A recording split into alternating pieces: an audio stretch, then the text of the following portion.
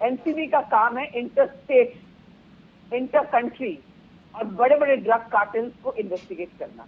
NCB के पास ये case ED और सीबीआई के जरिए आया और इसके वजह से वो सुशांत सिंह राजपूत के केस का इन्वेस्टिगेशन कर रहे थे। इसकी वजह से वो लोग उसमें आए हैं, क्योंकि बहुत बड़ा एक कैंपेन चलाया कि मुंबई पुलिस निकम्मी है, वो बेकार है, इसलिए सीबीआई को लेकर आए।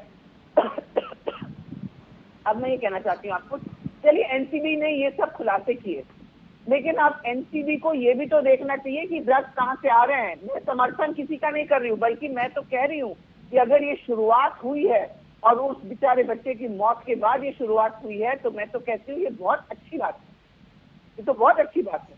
और इसके वजह से, इस वजह से उस बेचारे ने बलिदान दिया, तो उसकी बलिदान बेकार नहीं होनी चाहिए। We should reach the bottom of this. ठीक है, शुक्ला जी आप बोलना चाह रहे हैं, बोल लीजिए, फिर मैं गजेंद्र चौहान और किशोर तिवारी जी के पास जाऊंगा। देखिए एनसीबी जो है, अगर एनसीबी एंड यूजर पकड़ा गया है और उसकी लिंक की तलाश में इन्वेस्टिगेशन कर रही है, तो एनसीबी जो है वो ड्रग्स का जो बड़ा स्मगलर होगा उसको नहीं पकड़ेगी। ये बात कहां से आ गई?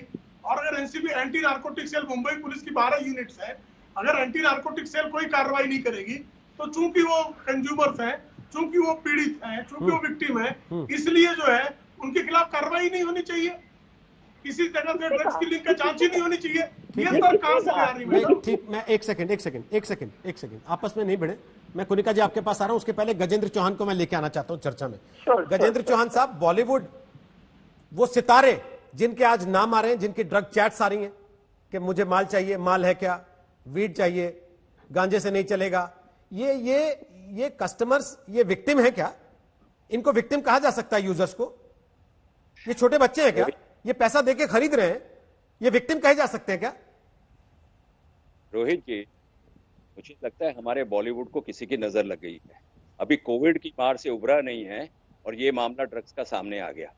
देखिए, एक कलाकार बनने के लिए, फेमस कलाकार बनने के लिए सालों साल लग जाते हैं, बहुत मेहनत लगती है, और डिसलाइक होने के लिए एक रात का खेल होता है।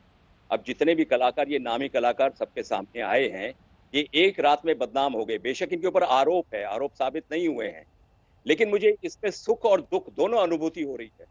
मैं सबसे पहले तो मीडिया को बधाई देना चाहता हूं कि मीडिया के माध्यम से चीजें रोज सामने आ रही है, सबके सामने आ रही है। मीडिया बहुत मेहनत कर रहा है इसके पीछे।